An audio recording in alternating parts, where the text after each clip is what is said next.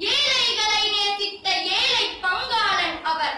தேசத்தின் மானத்தை காப்பதற்காக தேசத்தின் மானத்தை காக்கும் ஜவுளிக்கடை வேலையை வெறுத்தவர். அரண்மனை வாழ்க்கையை விட்டு வெளியேறியதால் சித்தார்த்தன் புத்தன் ஆனார். பதவி சுகங்களை உதறி தள்ளியதால் காமராஜர் கர்மயோகி ஆனார். இப்படி இந்த இனிய பெயரை எழுதுகிற போதும் கேட்கிற போதும் ஏதேதோ நினைவுகள் இன்னும் நெஞ்சில் நிழலாடுகின்றன. இன்று சற்று கூடுதலாக ஜூலை 15 காமராஜர் பிறந்த நாள். கவியரசர் கண்ணதாசன் சொன்னதை போல் காமராஜர் பிறந்த நாள் கவலைகளை மறந்த நாள். கவலைகளை மறப்போம். கர்மயோகி காமராஜரை மறக்கலாமா? தனி வாழ்விலும் பொது வாழ்விலும் அவர் வகுத்துக் கொடுத்த வழிமுறைகளையும் நெறிமுறைகளையும் நினைத்து பார்க்கின்ற நல்ல நாள்.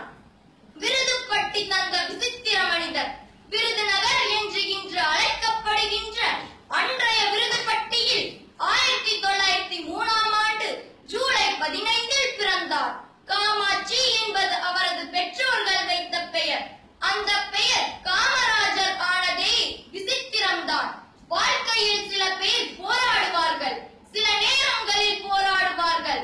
ஆனால் காமராஜரோ போராட்டமே தன் வாழ்க்கையாக வைத்துக் கொண்டவர். அந்த போராட்டம் கூட தனக்காக அல்ல, தேசத்தின் நலனுக்காக, மக்களின் நலனுக்காகவே. அவரது 40 ஆண்டுகால அரசியல் வாழ்க்கையில் 3000 நாட்களை ஏறத்தாழ 9 ஆண்டுகள் இரும்பு கம்பிக்குள் சிறைவாசம் இருந்தவர். இரும்பு கம்பிக்குள் இருந்தாலும் துருப்பிடிக்காத இதயம் காமராஜரின் கனத்த இதயம், விசித்திர இதயம். தேசம் பல தலைவர்களை பெற்றெடுத்தது.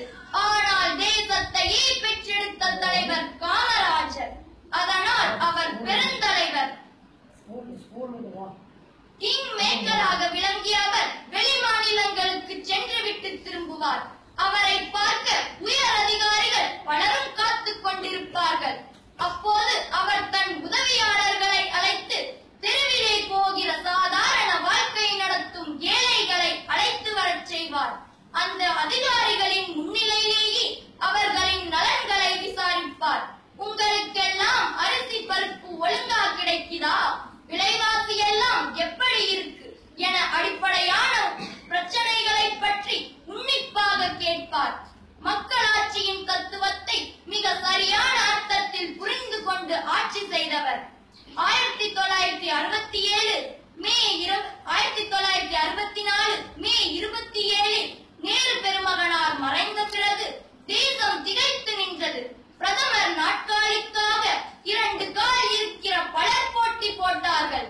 அப்போது காமராஜரின் சாதுரியத்தால், ராஜதந்திரத்தால் லால் பகதூர் சாஸ்திரி பிரதமராக்கப்பட்டார். அப்பொழுது ஓர் அமெரிக்க பத்திரிகை நேருவுக்கு பிறகு இந்தியா துண்டு துண்டாகிவிடும் என எதிர்பார்த்தோம். ஆனால் திரைக்கு பின்னால் இருந்து ஓர் விசித்திர மனிதர் இன்றைய இந்தியாவை காப்பாற்றிவிட்டார் என எழுதியது. அந்த விசித்திர மனிதர் தான் காமராஜர். இந்தியா மட்டுமல்ல, உலகமே அப்போது அவரை விசித்திரமாக பார்த்தது. அவரது கடைசி நாட்களை கவியரசர் கண்ணதாசன் தங்கமே தென் பொதிகை சாரலே சிங்கமே என்றழைத்து சீராட்டும் தாய் தவிர சொந்தமென்று ஏதுமில்லை, துணை இருக்க மங்கை இல்லை, தூயமணி மண்டபங்கள் தோட்டங்கள் ஏதுமில்லை, ஆண்டி கையில் ஓடிருக்கும் அதுவும் உனக்கு இல்லையே என்று கவிதைகளால் கண் கலங்கினார். இன்றைய சில அரசியல்வாதிகளை நினைக்கையில் மனசு கணக்கிறது. தூய்மை, வாய்மை, நேர்மை இந்த 3 சொற்கள் இருக்கும் வரைக்கும் காமராஜர் பெயர் நிலைத்திருக்கும். நன்றி.